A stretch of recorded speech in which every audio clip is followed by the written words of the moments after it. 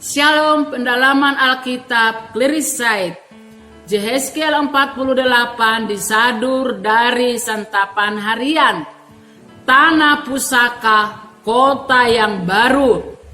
Pasal 48 ayat 1 sampai 29 menguraikan pembagian tanah perjanjian kepada 12 suku Israel.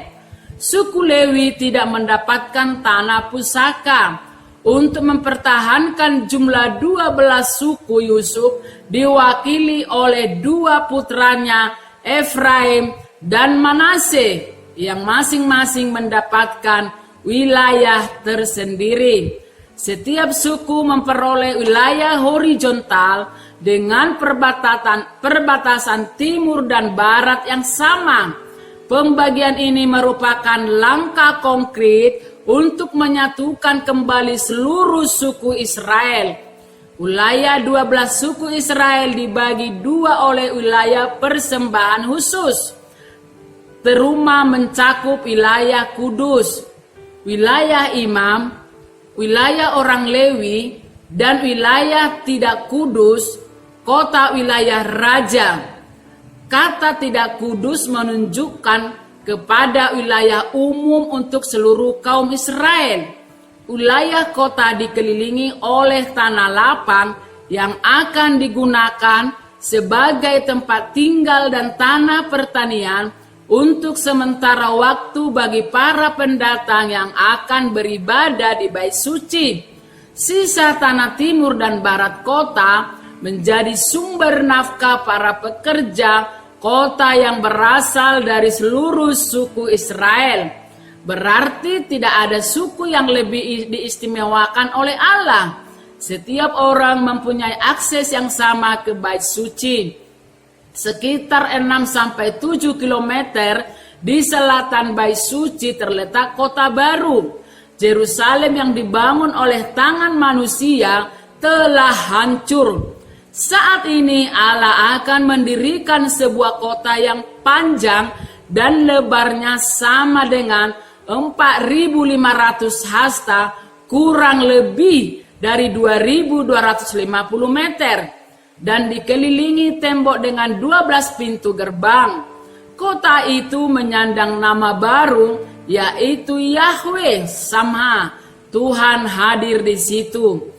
Nama itu mencerminkan kehadiran Allah yang mengubah kota sekuler menjadi kota yang kudus.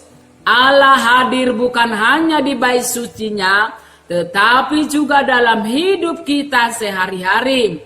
Kehadiran Allah akan mengubah sebuah kota sekular menjadi kota yang memuliakan namanya. Berdoalah untuk kota itu kepada Tuhan, sebab kesejahteraannya adalah kesejahteraanmu juga. Daniel 1 disadur dari santapan harian. Ayat 1 sampai 21. Bermuka dua. Dalam dunia yang makin menggoda ini, bagaimanakah orang beriman dapat berprinsip dan membedakan mana pilihan yang serasi dengan kehendak Tuhan? Bangsa Yehuda dibuang ke tanah Babel, negeri yang menyembah berhala. Nebukadnezar tahu bahwa banyak orang Israel yang berpotensi. Ia ingin memanfaatkan mereka untuk ambisi internasionalnya.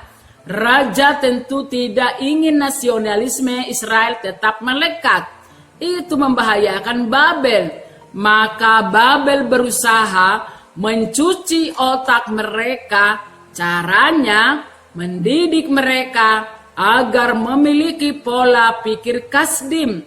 Hal pertama yang Babel lakukan adalah menanamkan budaya dan nilai-nilai Kasdim.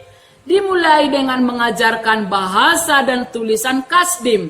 Pengenalan aksara Kasdim akan mempercepat penyesuaian diri mereka dengan budaya Kasdim. Kemudian Babel mengubah identitas mereka. Nama-nama Yehudi mereka diganti dengan nama-nama Kasdim. Daniel, Hanaya, Misael, dan Ajaria berubah menjadi Belteshazzar, Sadrak, Mesak, dan Abednego.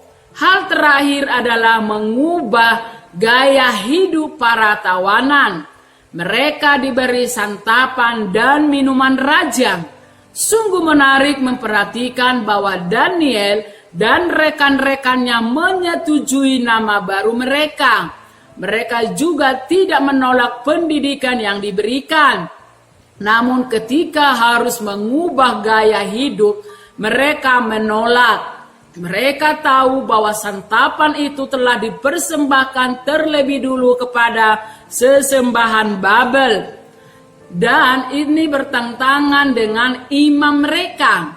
Daniel tidak mau kompromi sedikit pun pada sesuatu yang membuat ia melanggar perintah Tuhan.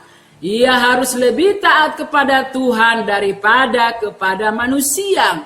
Keteguhan hati seperti yang dimiliki Daniel dan keempat temannya menjadi teladan sekaligus teguran bagi kita semua. Coba ingat-ingat kapan terakhir kita mengkompromikan iman kita? Apa penyebabnya?